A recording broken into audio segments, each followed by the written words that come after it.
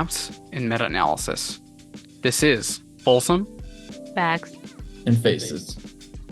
Good morning, everyone. Welcome back to Folsom Facts and Faces. We are continuing our coverage of the 2024 general election here with a local candidate, Barbara. Thank you for being with us. If you don't mind introducing yourself, what position you're running for, and why you're running for that position. Good morning. It's good to see you. I'm Barbara Leary. I'm running for Folsom City Council in District 4. I've been a longtime resident of Folsom and have been involved in Folsom politics, development, and development of our parks for many years. I am very interested in ensuring that residents in our district have a voice at City Council. I created a community organization here in Natoma Station in the mid-90s. And we were able to, influence some better development and businesses to be situated in our neighborhood that were consistent with what the neighbors felt was appropriate and safe. I've also been on the Planning Commission where I learned, more about how planning decisions are made. I have also been on the Parks and Recreation Commission and was able to contribute to the development of our parks throughout the area, north of 50 at any rate, and am interested in continuing to work on those issues. I think that, development is something that has impacted everybody in Folsom. It's one of the top complaints when I talk to voters during this past campaign season. And a lot of that has been a result of some of the development patterns that have taken place, and we need to address those issues. We also have seen a decline in how our parks and city facilities are managed, and those need to be addressed as well. So I'm hoping to do what I can to keep Folsom on track and actually resolve some of these problems. Awesome. Well, thank you so much, Barbara. And it sounds like you've been really involved in the city, in these different organizations. And so that kind of leads me into the next question I wanted to ask, which is why a position on the city council is the right position for what you want to accomplish, or kind of, to think of it a different way, what could you do in this role that you couldn't do before? So given all that I've just said, I think that the position on the city council would give me the opportunity to work with staff and other council members on developing policies that can be implemented to resolve some of the issues that we've been facing in terms of traffic, maintenance of city facilities, continuation of the kinds of programs that the city offers to its residents. I think that, we can also encourage the residents to get more involved in the city and participating in activities that will enhance their own neighborhoods, as well as to get involved in decision making. It's really difficult, I think, to get people to feel like they have a voice. And I've heard that repeatedly on the campaign trail, and having, office hours or, local neighborhood meetings.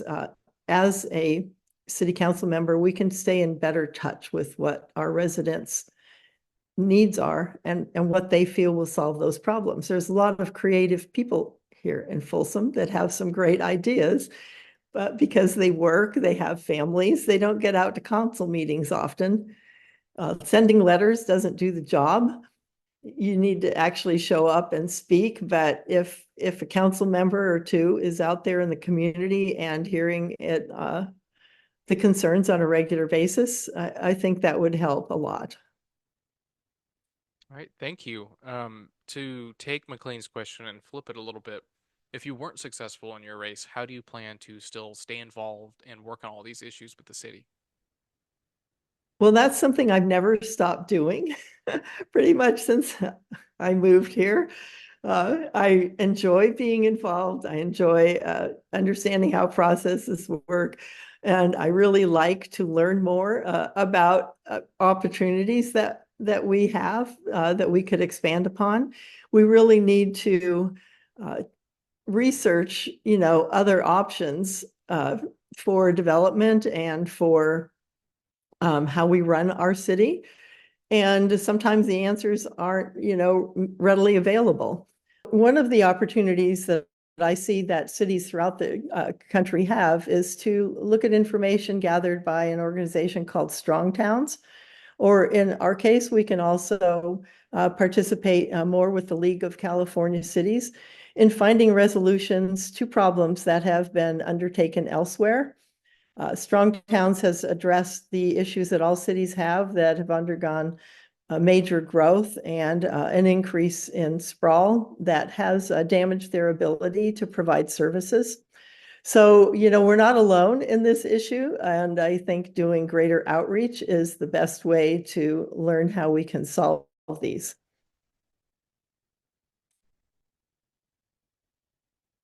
Oh, apologies for that. I stayed That's on mute, but thank you. Yeah, no, thank you for that. That was some amazing context there. I wanted to kind of ask, and you have talked a little bit about this, so feel free to reiterate in some cases. But what kind of tangible changes can Folsom residents to expect if you do win your race?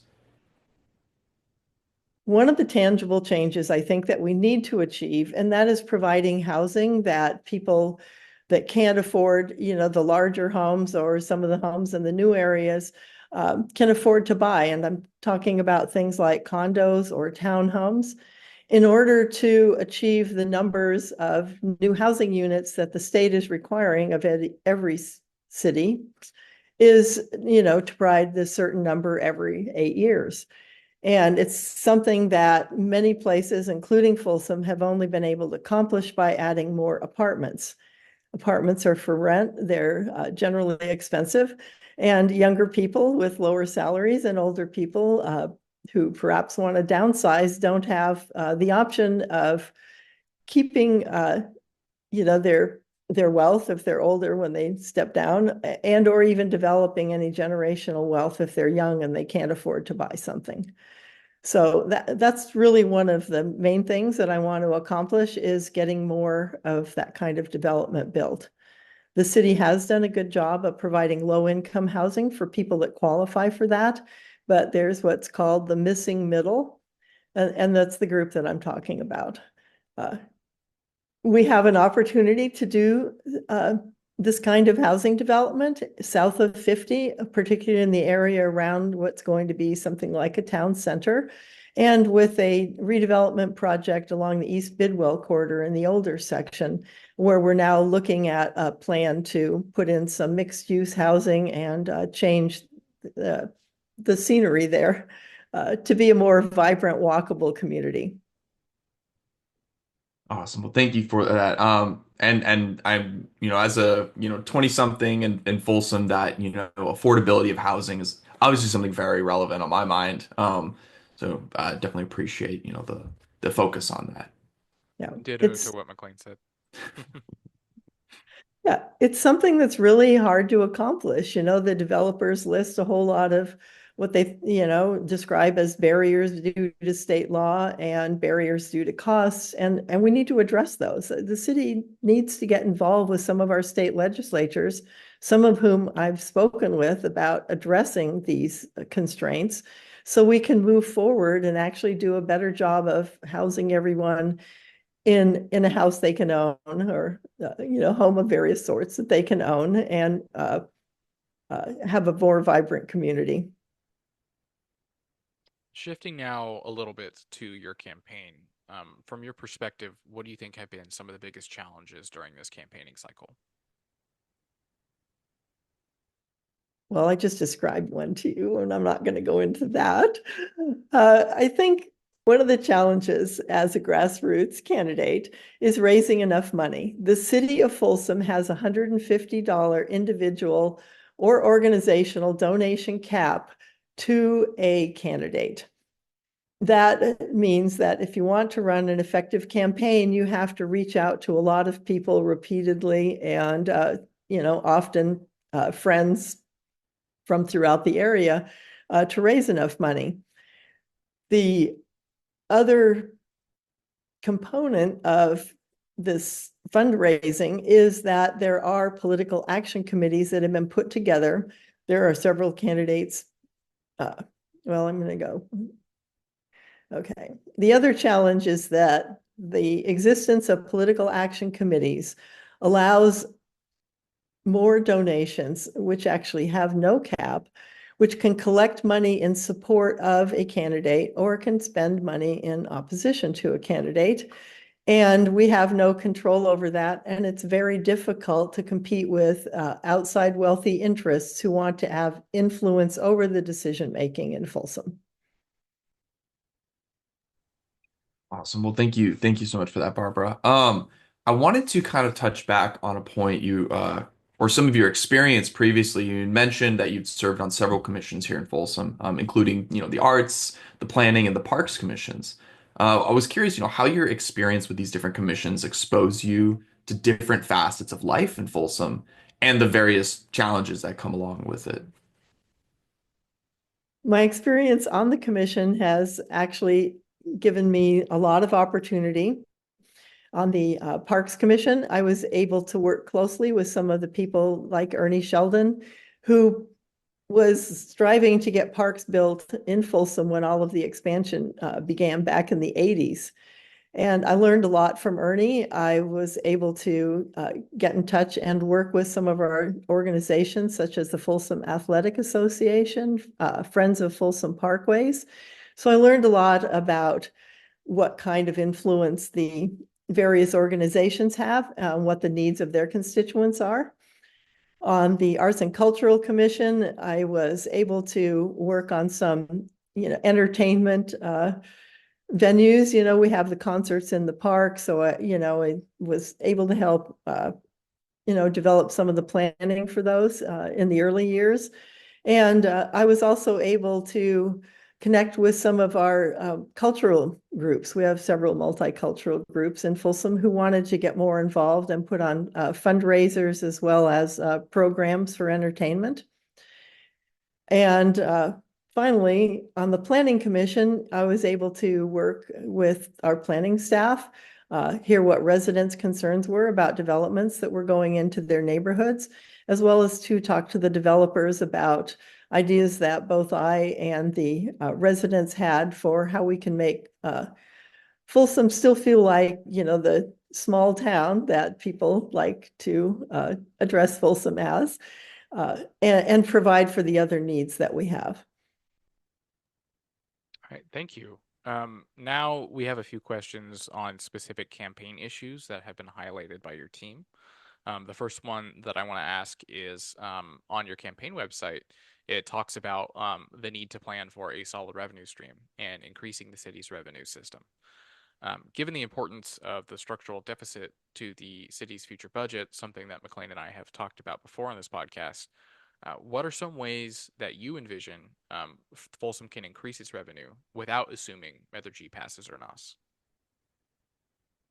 Yeah, and that's the toughest question facing us today. We've had a lot of change here with businesses coming and going. Recently, with Intel laying off 1,000 workers, we need to transition Folsom from being a bedroom community. Recent statistics show that 80% of the residents who are working are commuting out of town for their jobs, and that 79% of the people that work here are commuting into town for their jobs. So enhancing what we have in terms of employment opportunities and housing need to come together to make this more of a full service city. That is something difficult to achieve, and it requires outreach to businesses that would like to relocate here. We have a lot of room in our business park off of Blue Ravine that have empty spaces in them and that are for rent. And we have, problems such as Intel recently laying off a lot of their employees with the future unknown about the continuation of that pattern. So we will have spaces to fill. We have spaces to fill south of 50, where businesses and, potentially manufacturing firms could come in. The expertise for finding those kinds of businesses is not readily available. Our Chamber of Commerce, does work with people who are interested in coming here. But they, note that their outreach capacity is somewhat limited, and I think we really need to look to finding someone as either an economic development person who would work with the city to do that kind of outreach, or contract with people to look for more businesses that, will match what we have to offer and be willing to come here. And that is challenging. No doubt, no doubt about that. Yeah, I don't expect any city council member to have some long list of businesses that we can bring here. One thing that I have explored too is, when I'm talking to residents again on my campaign, is hearing what they have to say about what they'd like to see in terms of retail. Everybody's been shopping online, but people, now that they're recovering from being isolated during the pandemic, are actually wanting to get out and about. So what do we have that we can offer to them, various age groups, young people, people with families, older people, that they would want to patronize? Yeah, absolutely. Yeah, sorry. I think that requires some research. Absolutely. Agree. I apologize for the interruptions there. That's Well, thank you so much for that. I wanted to also, in that same, note, kind of talk about another campaign topic, that we know is important, this is regarding homelessness in Folsom. The homelessness issue is something that's been on the minds of many Folsom residents, lately, and it's come into focus, throughout the previous year.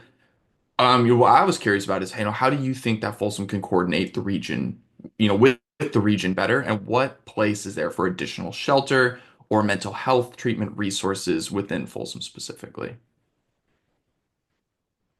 Well, knowing that this is a problem that's not just facing Folsom, it's a problem throughout the region and the country, actually. And I have been working, with Jake's Journey Home leader, Jean, as well as People with Heart and others, to find out what their resources are. And these are predominantly volunteer organizations. There's been a lot of reliance on volunteer organizations to take care of the problem, and they're doing what they can. I'm a strong proponent of working regionally with the other cities and the county, because providing services needs to be something that is funded.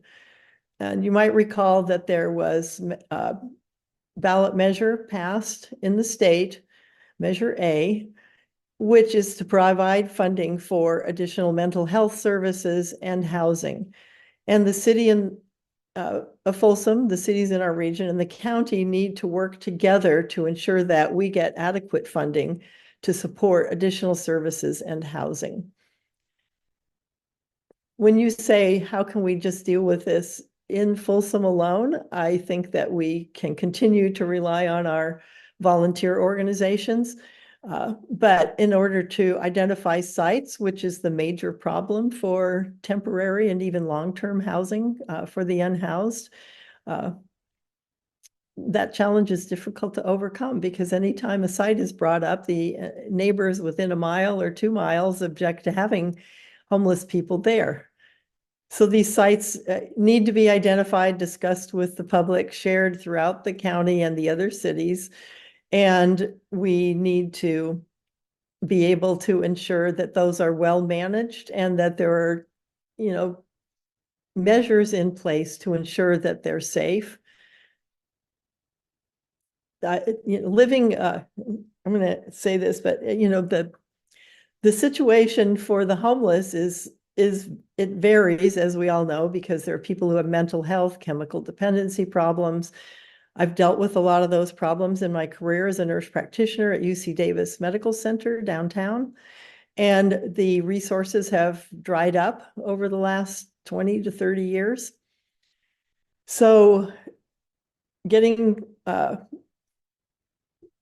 finding adequate resources for people with those kinds of issues is even more difficult than just finding housing for, people such as students who are living in their cars and going to Folsom Lake College.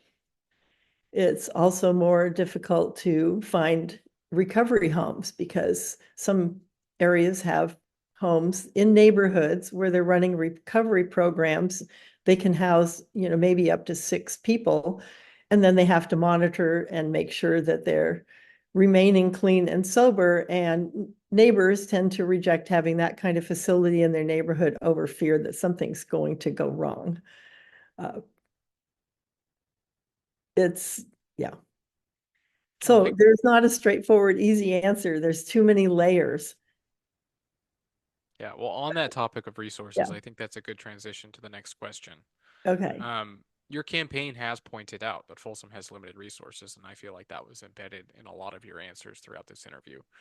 I think that's also something that's come up a lot with the conversation surrounding Measure G that's on the ballot this election, and we've done interviews with both the Yes and the No campaign on that. With this concurrent development that's happening throughout the Folsom Plan area and other parts of the city, thinking about in terms of the future growth of the city, like, do you feel like there are opportunities and challenges that come along with that? You mean opportunities and challenge that come along with the growth of the city, like the on growth of the resources city? specifically? So the opportunities that come with growth is that we, have, when we have, this is really hard, because growth is just so huge. Yeah, it's a huge topic. Yeah. So the opportunities that come with growth are bringing in more businesses where people can work, bringing in more people who can live here that can contribute to the economy. And as we discussed in an earlier question, identifying the businesses that want to come here can be challenging. It can be done. In terms of providing for the services that we need, we can't just rely on income from property taxes. Most of that income goes to the county. And we have to rely on other sources, which has largely been the sales tax, to provide for that.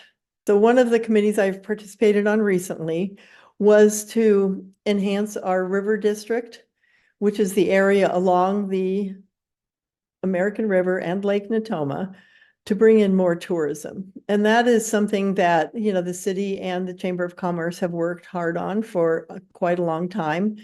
Identifying the kind of things that are appropriate to put next to a state park and that will attract visitors is difficult, but I think we made a fair amount of progress there.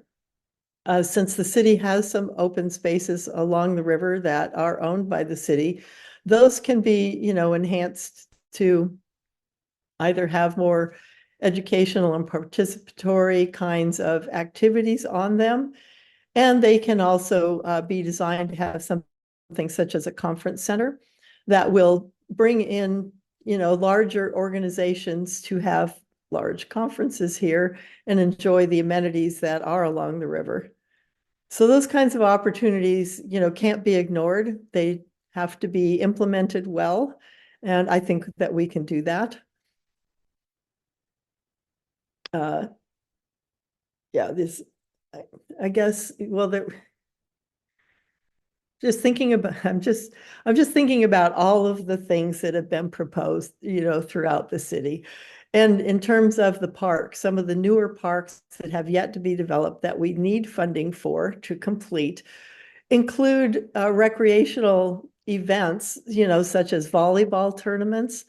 We have had in the past bike races that have been sponsored through this area, and that, brings in a lot of people to participate in those races, and keep Sutter Street, and already existing businesses going. We haven't had one of those kind of activities in a while. COVID set us way back in terms of people wanting to get out and participate, but we're getting past that hump now, and we need to take advantage of it. Does that pretty much answer? Yeah, I Yeah. think that was great. Yeah, absolutely. That's why it takes me a while. I have to think through all of the possibilities, and there's a lot of them out there, and sometimes they don't come right to mind. Oh yeah, Of and I'm course. sure like anyone could spend like an hour talking about what the future of the city could look like. Like that is such a big question. Right. Oh yeah, I mean, yeah, growth is a broad topic. I mean, it's literally Justin and I have actually we're broaching that subject in a podcast episode, which will probably be like a whole hour long. Yeah, So yeah. appreciate that your kind of your insights and perspectives, and the fact that you can get so particular or specific with those thoughts. I think that shows a lot of thoughtfulness. Well, thank you. Yeah. I get accused of getting into the weeds a lot. I mean, so we We're love policy that. nerds here, so Yeah, I personally like that, but mhm. Same. No, we're all about, the facts, getting into it because I think in general, and especially, in a national scale of politics, and we can edit any amount of this out, yeah, all this kind of side conversation out, by the way. But at a national level, it's more broad strokes. So to see someone so passionate about like the specific policy, what we can specifically do, it's kind of a rare trait. And That adding on to that a little bit too, like I think that's kind of the whole ethos of this podcast is there's so much that's happening at the local level. And there's a lot of people who are just like casually into politics that think only in terms of like the big state issues or the national issues, when really like what impacts you in your daily life the most is what's happening right here in your local community. yeah. Well, that's what residents care about. They don't care about Mhm. things that aren't in their backyard. Hmm. They care a lot about things that are. And that, that goes with trying to make changes um, in the kinds of facilities that we draw in. For example, we had a proposal to have a 24/7 card room across the parking lot from some houses where families and elderly people live. And that was clearly not a popular idea, to have people coming and going night and day throughout the year near their homes where, if they left intoxicated, could have some negative impact. So, Yeah, absolutely. yeah, Absolutely. I These mean, in my things, neighborhood, that was huge. We spent, Hmm. a lot of time going to 1,600 homes trying to figure out people like this, not like this. And, the majority, I'd say overwhelming majority, did not feel that that was a good fit for a neighborhood. wow, But very, one thing, oh, I'm sorry. no, no, no, please, please. I keep interrupting. I know, well, I keep thinking of things, so maybe we'll be here till noon. No. Well, it's actually, I mean, maybe I can segue that into the kind of the last question, which is more of, open format. Like, is there anything else that, our listeners would want to know about you or your campaign or your specific interests? I mean, we appreciate your, attentiveness to the detail in Folsom's development and, the kind of day-to-day operations. If there's anything else like on your mind, this is our chance to kind of talk about that. Yeah. Well, one thing that, when we were talking early on an earlier question, um, one of the things that Folsom is experiencing now is the development of more medical facilities in the region. You see it out of Highway 50, a large building going up. That's going to be a UC Davis facility that will be built in several stages. So right now we have uh, the clinics going in there, the laboratory facilities. In the long run, there's going to be a short stay surgery center on site. And the Dignity Health System is also going to be constructing a similar facility on the other side of East Bidwell, south of 50. Kaiser is talking about expanding their facilities, but there's no definite plan in place, and that lot's been empty for a long time. So those kinds of facilities do bring people down here for services from throughout the region, and they, stay to shop or have lunch before or now or after a visit. So a lot of opportunity for Folsom to bring in more people that can contribute to our economy.